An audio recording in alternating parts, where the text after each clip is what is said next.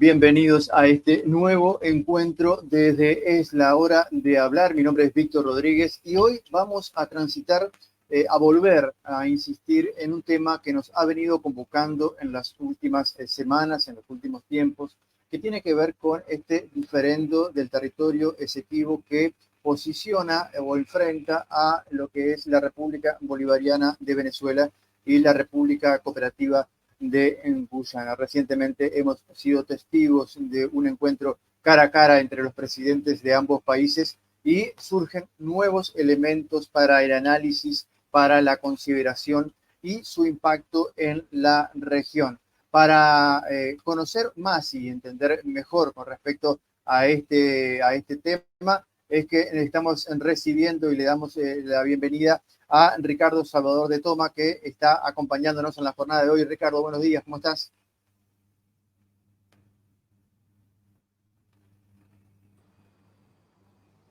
A ver, ahora sí te podemos escuchar. Muy buenos días, don Víctor. Muchísimas gracias por la invitación. Por favor, los agradecidos somos nosotros por que hayas aceptado. Sabemos que tienes una agenda bien compleja y bueno, estos temas, estos días suman aspectos para el análisis. Para los usuarios de Es la Hora de Hablar, de este proyecto de Píldoras Digitales, le decimos que Ricardo Salvador de Toma es doctor en estudios estratégicos internacionales y es un analista del caso Esequibo, no de hoy, no de la semana pasada, hace muchos años que viene estudiando este tema conjuntamente con otro grupo de especialistas en la materia. Y para entrar justamente en materia, Ricardo, hablábamos de esta reunión que se llevó a cabo este jueves en San Vicente y las Granadinas, con la participación del CARICOM, de la CELAC, con la intermediación del presidente Lula de Brasil. Te consulto, a prima fase, ¿qué podemos sacar en conclusión? En un minuto, si te pido una conclusión en un minuto, ¿qué significaría para ti los resultados de esta reunión? La verdad es que no encuentro resultados tangibles, o al menos no para Venezuela, tampoco para Guyana.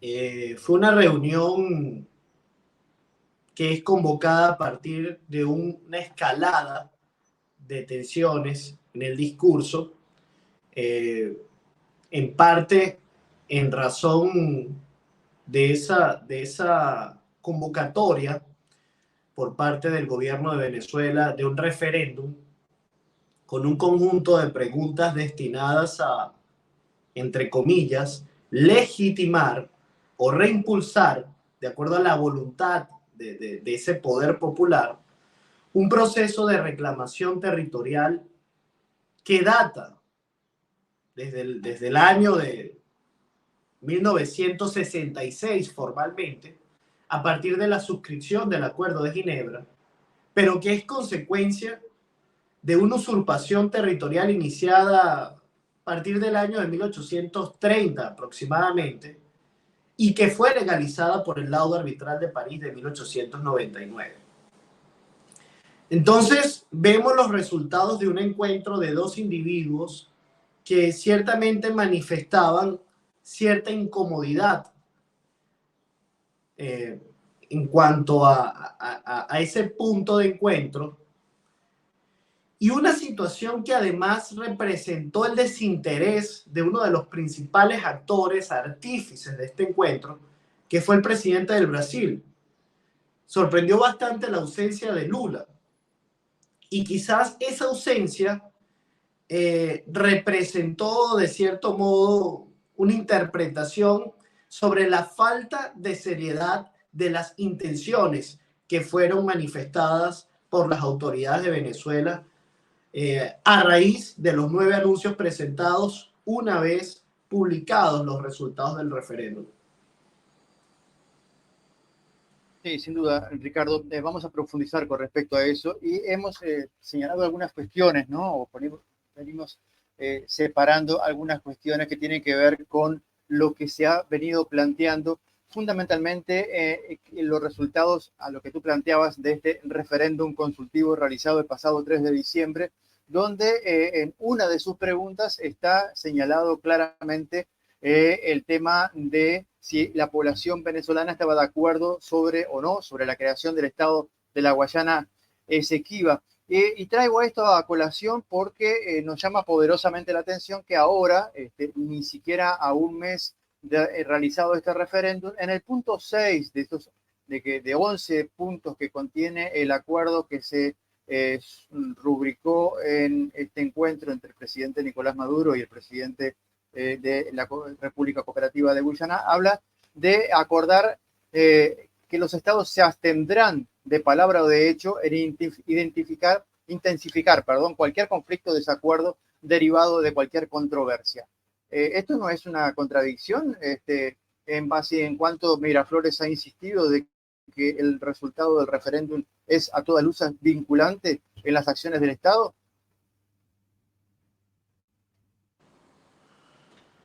Sin duda alguna fue un ejercicio de soberbia que a los efectos prácticos hasta ahora no tiene una aplicación directa. Precisamente ese ejercicio de soberbia por parte de las autoridades de Caracas acabó desencadenando respuestas mucho más soberbias por parte de las autoridades de Georgetown, que cuentan apenas con la posibilidad de un apoyo estadounidense y no con sus propios medios para intentar contener algún tipo de acción por parte de Caracas.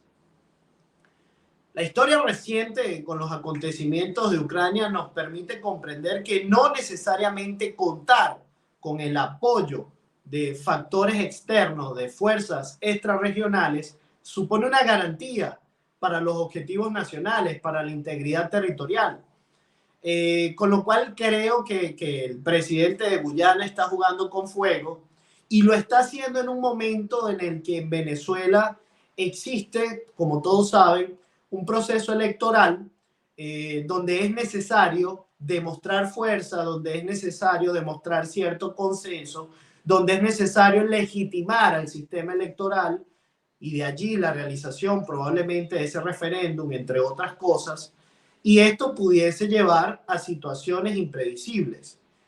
Presentado un análisis hace días basado en interpretaciones realistas de las relaciones internacionales y partiendo de la racionalidad y del principio de racionalidad de los actores en un sistema internacional anárquico, y creo que desde 1966 nunca había sido tan viable la ruptura del status quo en un proceso de reclamación que básicamente entra en una encrucijada donde Venezuela no termina de mantener una posición firme sobre el consentimiento o no consentimiento. Parece que efectivamente no le concederán el consentimiento a la Corte Internacional de Justicia para tratar el caso, y esto quedaría confirmado si no presentan los argumentos en abril. Ahora, si esta situación, si no se presenta ese consentimiento, creo que las autoridades de Caracas estarían obligadas a presentarle una alternativa, un resultado a la nación, entendiendo que uno de los principales elementos que permiten reforzar ese discurso de autoritas y de poder nacional tiene que ver con esa supuesta unidad monolítica entre las Fuerzas Armadas y los civiles. Y si las Fuerzas Armadas no logran estar a la altura del desafío, creo que perderán muchísima capacidad de influencia y esto dejará a las autoridades de Caracas en una situación bastante complicada, porque simplemente no se puede desconocer factores de competencia de la Corte Internacional de Justicia, dejar que la Corte emita una sentencia que tendrá un efecto vinculante y definitivo y no hacer nada. Entonces, si esta es la situación, lo racional sería que ellos estén dispuestos a romper el status quo por medio de una acción que implique mecanismos o vías de hecho. Sí, aunque esa situación también colinde con otra de las preguntas que se hicieron en el referéndum consultivo, que es la pregunta número 13. Estarían también faltando al elemento vinculante a la respuesta afirmativa dado por la población venezolana en el referéndum. Y bueno, una cosa es la pregunta y otra cosa es la capacidad de aplicar la respuesta que le dio o que aparentemente le concedió la población a esa pregunta. Claro.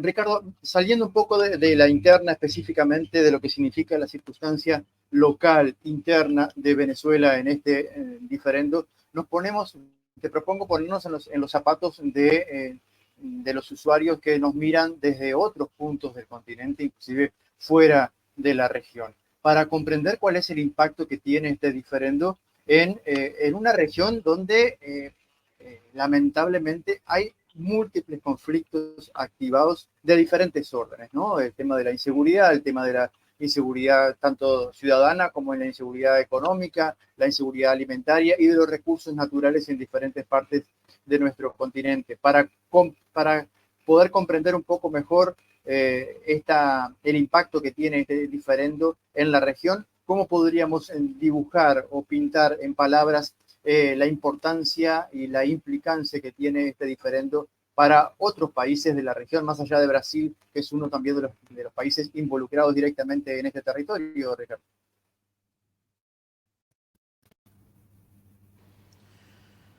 Bueno, estamos hablando de una región de 159.500 kilómetros cuadrados con una proyección de aproximadamente 300.000 kilómetros cuadrados de mar, localizada en ese entorno geográfico conocido como el macizo guayanés, con proximidad con el entorno amazónico, y es una región que se caracteriza por una importante conexión fluvial con otros ríos sudamericanos. De hecho, los orígenes de ese proceso de usurpación tienen cierta motivación en las declaraciones o en los comentarios de Sir Walter Rate, que consideraba que el Orinoco representaba las llaves del entorno sudamericano y que el control de las bocas del Orinoco posicionaría a Inglaterra en una situación de ventaja ante otras potencias.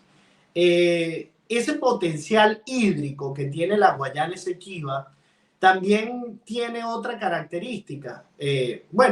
La potencialidad para el desarrollo de centrales hidroeléctricas, como por ejemplo el proyecto que ya existe sobre el Alto Mazaruni, que además esa región central del Mazaruni tiene importantes reservas auríferas.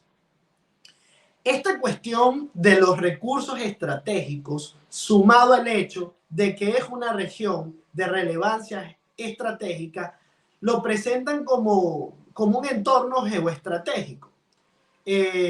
Actualmente, Brasil, por medio del estado de Roraima, posee aproximadamente 900 kilómetros de límites con la región del Esequibo, en tanto que Brasil, como un todo, posee poco más de 2.000 kilómetros de fronteras con el sur de Venezuela.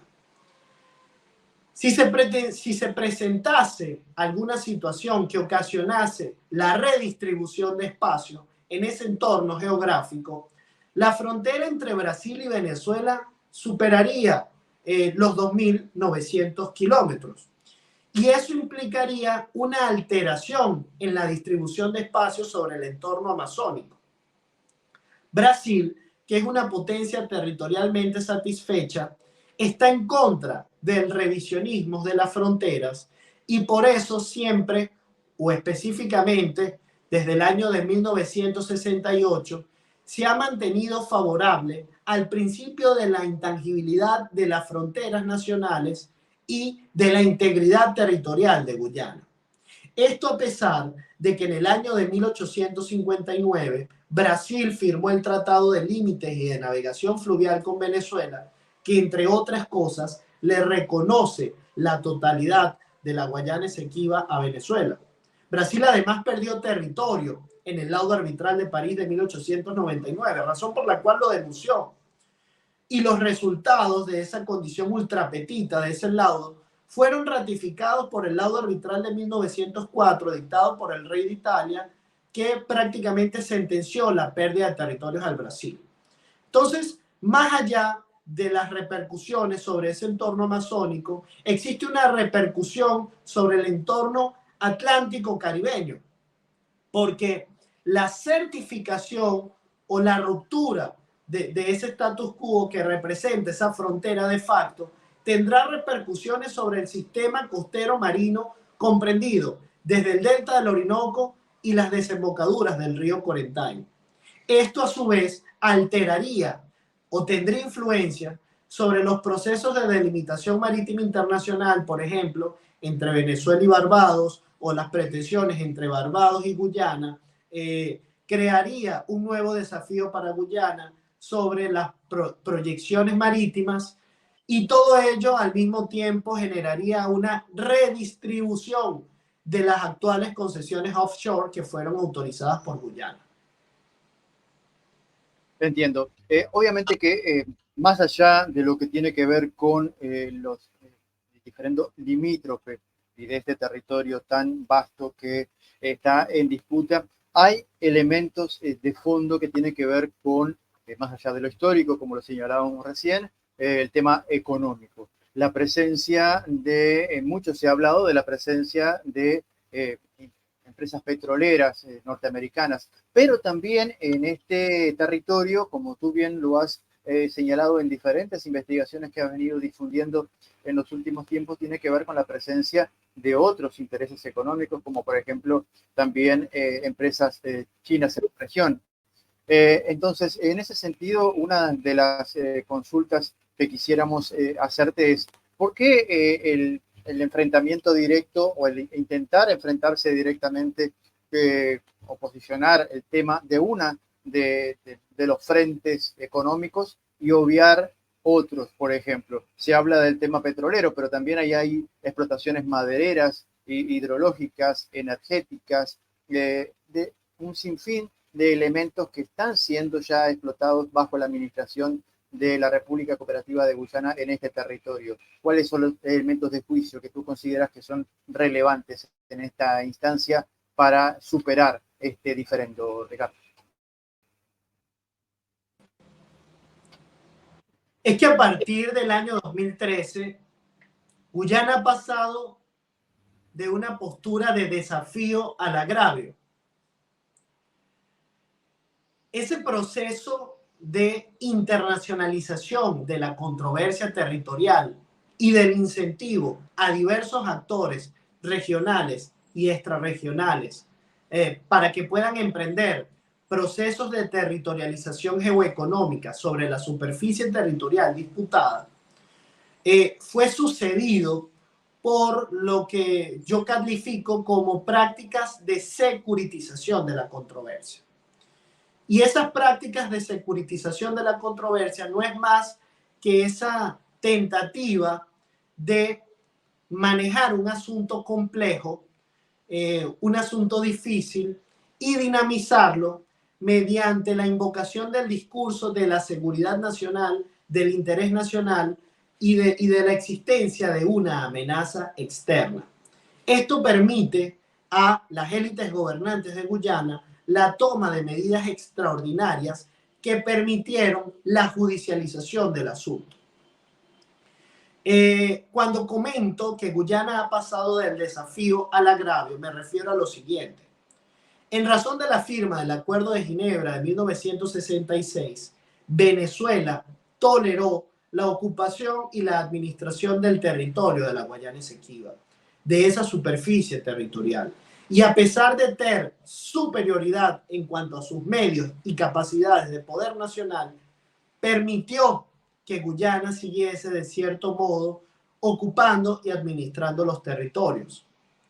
De hecho, en los momentos de tensión que se dan a partir de 1969 y que permiten la firma de un modus vivendi del Protocolo de Puerto España de 1970, la reacción de Guyana fue la siguiente: permitir el establecimiento de ciudadanos estadounidenses para que se asentaran en territorios de la Guayana Esequiba a escasos 36 kilómetros de Tucupita.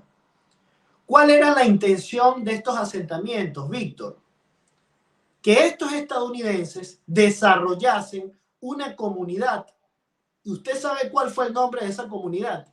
Johnstown, la que representó el mayor suicidio colectivo de la historia, porque en su empeño de introducir la mayor cantidad de actores posibles, y especialmente estadounidenses, Forrest Burham permitió que Jim Jones se presentase en el área y estableciese a 900 ciudadanos estadounidenses sin ningún tipo de control.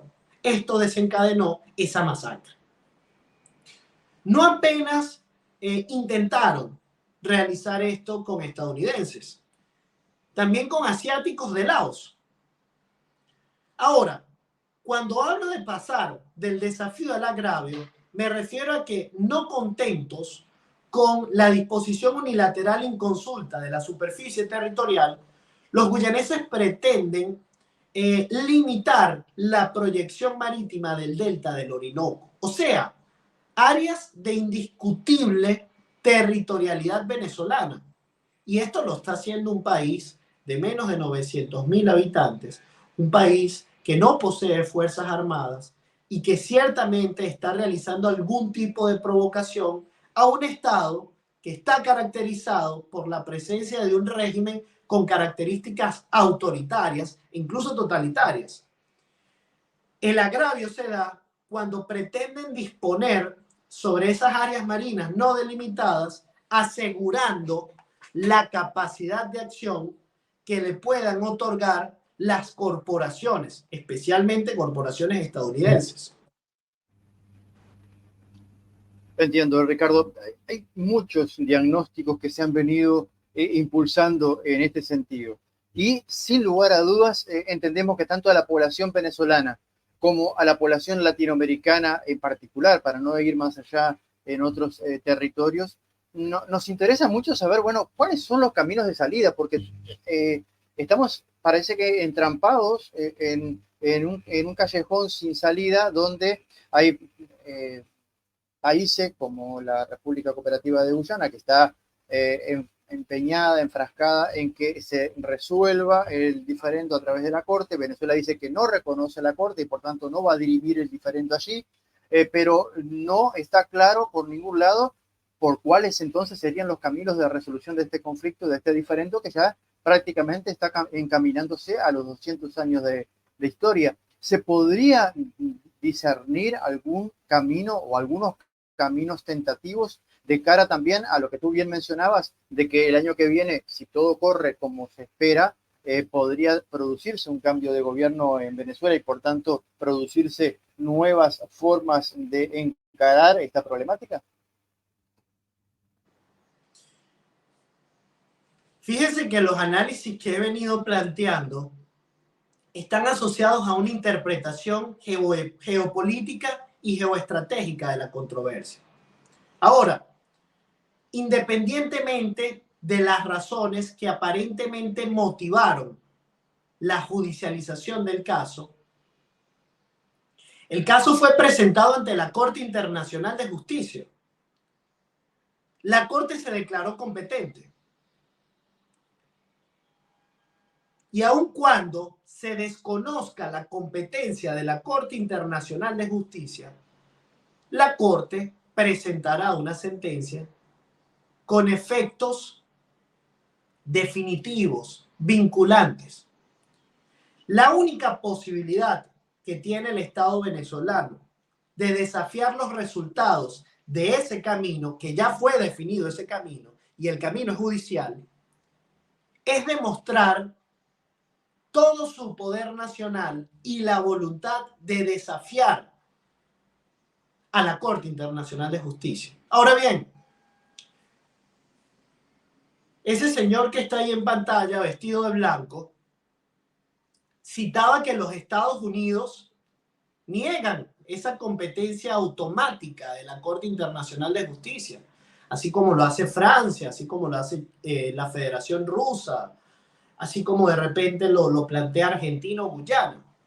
La diferencia es que existen dentro de un sistema internacional anárquico estados que tienen la capacidad de imponer su voluntad al sistema y estados que simplemente tienen que adecuarse a las normas delineadas por los hegemones que mantienen ese sistema, esa mundología actual.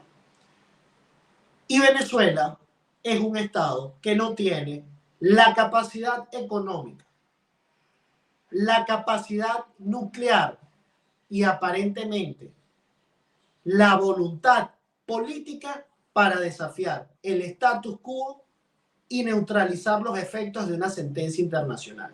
Esa es la observación realista. Entonces, si no existen esas capacidades,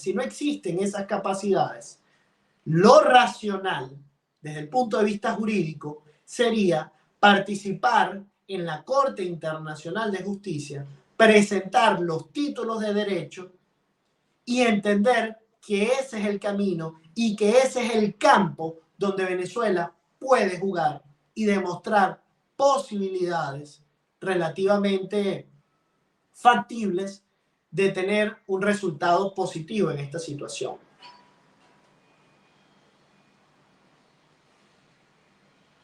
Sin duda, el panorama es muy complejo, hay posiciones sumamente encontradas allí y parece que no se ceden en ninguna de las dos áreas. Venezuela concurre a esta reunión con un mapa donde el territorio Esequibo está incluido dentro del territorio nacional de facto. Guyana también concurre con un señalamiento claro primero de reconocer a la Corte como elemento central de resolución del diferendo, pero también se maneja, si bien por parte de la resolución de que no va a haber confrontaciones o se van a evitar confrontaciones de todo tipo, las concesiones no están mencionadas en esos puntos de acuerdo de la reunión realizada esta semana. Y temo entender de que no es casual, de que esas concesiones o el llamado a esas concesiones de exploración y explotación en el territorio en disputa no estén allí en el acuerdo. ¿Qué significa o qué crees tú que significa que no estén dentro de esos 11 puntos la posibilidad o la necesidad de suspender o revocar esas concesiones, Ricardo? Bueno, lo primero que debo manifestar es que la presentación de ese mapa no corresponde a un simple acto espontáneo, repentino, caprichoso de Nicolás Maduro. Desde el año de 1965, el Estado venezolano ya presentó mapas que incluían la zona del Esequibo y además lo destacaban con líneas para darle el énfasis de que era una zona en reclamación. Y estos mapas han venido siendo publicados por el Instituto Geográfico Venezolano Simón Bolívar. Incluso durante la vigencia del gobierno de Hugo Chávez ya se presentaban mapas que destacaban la venezolanidad del Esequibo. Retornando a su pregunta, el Acuerdo de Ginebra de 1966, de cierto modo sintetizándolo, aclara que ninguna nueva reclamación podrá hacerse valer en cuanto esté, o ampliación de una reclamación podrá hacerse valer en cuanto esté en vigencia el Acuerdo de Ginebra. Entonces, no es posible hablar de un proceso de delimitación marítima internacional si no ha sido resuelto el asunto terrestre, porque la tierra domina el mar. No entendemos cuál es la forma final de un territorio que se encuentra en disputa. Esto alterna, la distribución de las costas alteraría las proyecciones marítimas, los trazados, o incluso los criterios para definir ese trazado. Por ejemplo, sería equidistancia o derechos de navegación histórica, no, dependería de diversos factores. Ahora, el Acuerdo de Ginebra, en un sentido estricto, estrictamente jurídico, no prohíbe la distribución de concesiones administrativas. Las medidas de disuasión de la entrega de concesiones eran ejercidas por Venezuela en razón de su fortaleza y su prestigio como Estado nacional. Venezuela tenía la capacidad de disuadir económicamente a las corporaciones con pretensiones en el área. E incluso llevar a Guyana a neutralizar esas intenciones. Para Guyana, ese poder de influencia de Venezuela se diluyó y es por ello que han venido incrementando la distribución unilateral en consulta de concesiones. Entonces, el acuerdo, o esa declaración conjunta, para ser específico, Sí. no hace referencia a las concesiones por una razón simple, o porque el Estado venezolano no lo exigió, o sea, porque los representantes venezolanos no hicieron hincapié, no hicieron suficiente énfasis en aquello, o porque los guyaneses no se lo permitieron y por tanto no fue registrado en el asunto.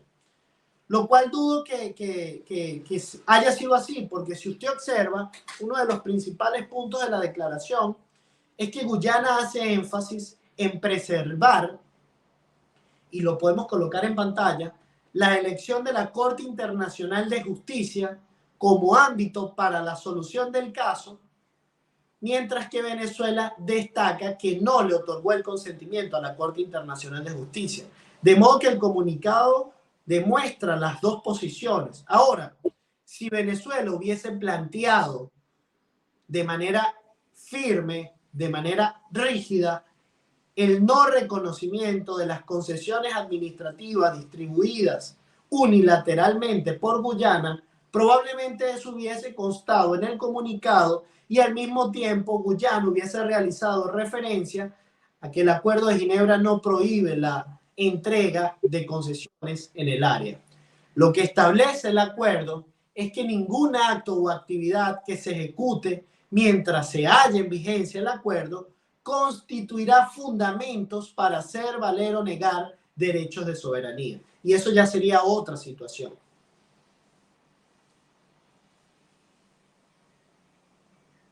Sin duda, Ricardo, es un tema sumamente complejo, sumamente dinámico también, porque están pasando cosas tanto dentro como fuera de Venezuela y en la región. Para ir redondeando, quedan muchas preguntas, pero no queríamos abusar de tu tiempo, agradeciendo nuevamente tu gentileza en aceptar nuestra invitación, esperando que todos estos enfoques, estos encuadres, estas miradas, sirvan para poder conocer un poco más y entender mejor de qué se trata este diferendo que no solamente está involucrando a Venezuela y a Guyana, sino también a gran parte de la región, porque genera atención múltiple por parte de cuál puede ser o no la resolución de este diferendo. Y para terminar, Ricardo, te propongo volver nuevamente a la interna, porque también es otro elemento que genera incertidumbre en lo que tiene que ver con las acciones que se están tomando, por ejemplo, por la Asamblea Nacional, por ejemplo, con diferentes estructuras. Obviamente nos referimos a la Asamblea Nacional de Venezuela y otras estructuras del gobierno de Miraflores, porque se acaba de aprobar un presupuesto nacional donde se incluye a la Guayana Esequiba dentro de este presupuesto, donde también se habla de cedulación de habitantes de ese territorio, donde se habla de diferentes construcciones de viviendas, por ejemplo, en la zona de frontera. Todos estos elementos que, bueno, son anteriores a este encuentro realizado recientemente fuera de Venezuela, parecería que no va a modificar las acciones que ya están, o las decisiones políticas que ya están tomadas desde Miraflores y desde la Asamblea Nacional. Entonces, la pregunta es, ¿cómo se va a manejar este tema a la interna de Venezuela, vista y considerando de que estamos en las previas de un año electoral y donde supuestamente se debería estar debatiendo los factores, con los diferentes factores de oposición esta temática, pero vemos que no está siendo así?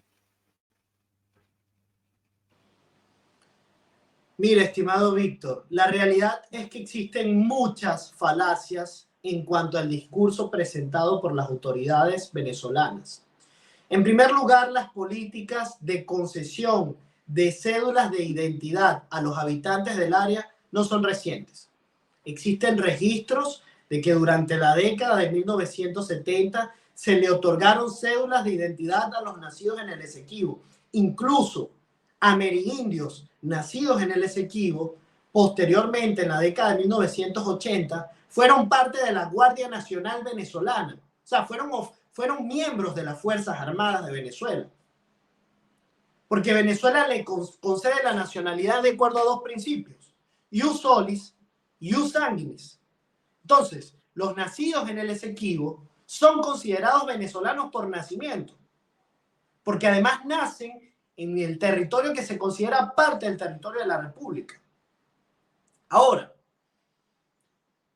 mire, la realidad es que existe un límite de facto, derivado de la sentencia arbitral de 1899. ¿Qué quiere decir esto a los fines prácticos? Si usted anuncia la construcción de viviendas, o esas viviendas las va a desarrollar en las márgenes, a las adyacencias del límite de facto, y destaco que no estoy hablando de frontera, porque allí no existe una frontera, y sí un límite de facto, o usted, para poder construir esas viviendas, presenta soldados de la Fuerza Armada Nacional Bolivariana que respalden esas labores de construcción, lo cual desencadenaría un incidente. Porque las autoridades de Guyana no van a permitir que simplemente entren algunos ingenieros y algunos constructores a elaborar y desarrollar viviendas. Eso es una falacia. La única manera es que estas acciones estén respaldadas por un hegemón, por un gendarme, por hombres armados que demuestren fuerza.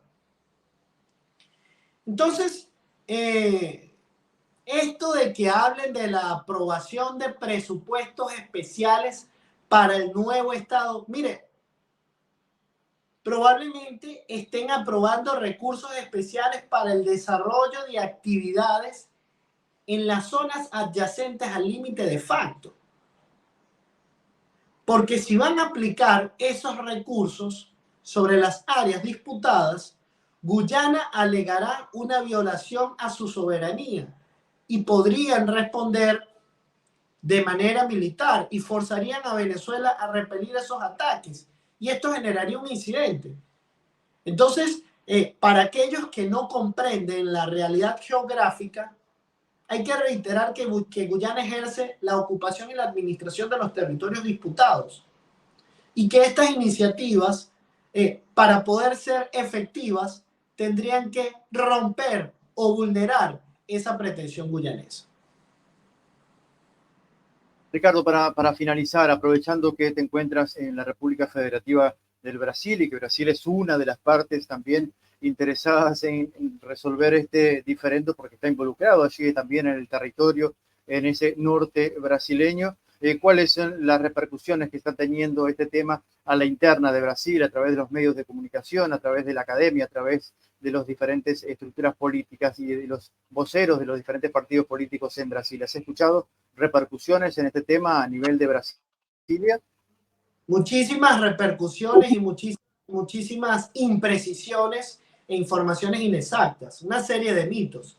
En principio hacen bastante énfasis en que si Venezuela ejerce una acción militar, lo hará invadiendo territorio brasileño entrando por el estado de Roraima, cosa que no es indispensable, cosa que eso no tiene mucho sentido, es algo que han venido destacando a partir de prácticas discursivas reiterativas de algún que otro analista que acaban generando el interés en actores políticos y entonces al mismo tiempo para intentar ejercer presión sobre el gobierno comienzan a cobrar declaraciones que representen una ruptura entre el PT, entre el Foro de Sao Paulo y permitir destacar cierta complicidad por parte de Lula con Maduro, exigiendo mayor fuerza, exigiendo que marque distancia, exigiendo que critique a Venezuela, al régimen venezolano, y entonces acaban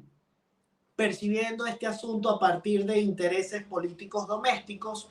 Otra cuestión que se destaca muchísimo es el hecho de que Venezuela está presentando esto como una acción derivada del descubrimiento de petróleo a partir del año 2015 o de las actividades de extracción impulsadas por Guyana a partir del 2018 y que por tanto existe una pretensión de las autoridades de Caracas de tomar ese petróleo que están extrayendo sobre áreas no delimitadas las corporaciones, porque debemos destacar que este petróleo no lo extrae Guyana ni representa un beneficio directo a los habitantes de Guyana y sí a las corporaciones que influyen en ese territorio. Entonces lo que observamos es que existe muchísima improvisación en el análisis, muchísimo desconocimiento de la realidad geográfica y de la dinámica de un proceso de reclamación que, reitero, no responde a una mera improvisación de las élites gobernantes de Caracas. Doctor Ricardo Salvador de Toma, doctor en estudios estratégicos internacionales y estudioso del tema de Esequibo. Es la hora de hablar desde el proyecto Píldoras Digitales. En mi persona y en nombre de todo el equipo, le agradecemos enormemente su amabilidad y interés por aceptar nuestra invitación y por haber compartido estas visiones, estos análisis y estas informaciones para nuestros usuarios, y quedamos a la orden para poder seguir analizando este tema tan complejo, Ricardo. Muchísimas gracias, don Víctor, y le extiendo un abrazo a todos los ciudadanos uruguayos. Un placer conversar con usted.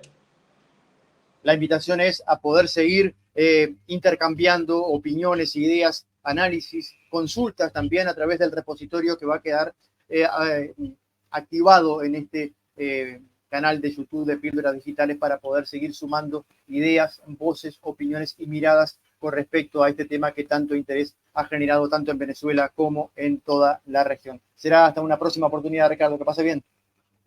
Hasta luego.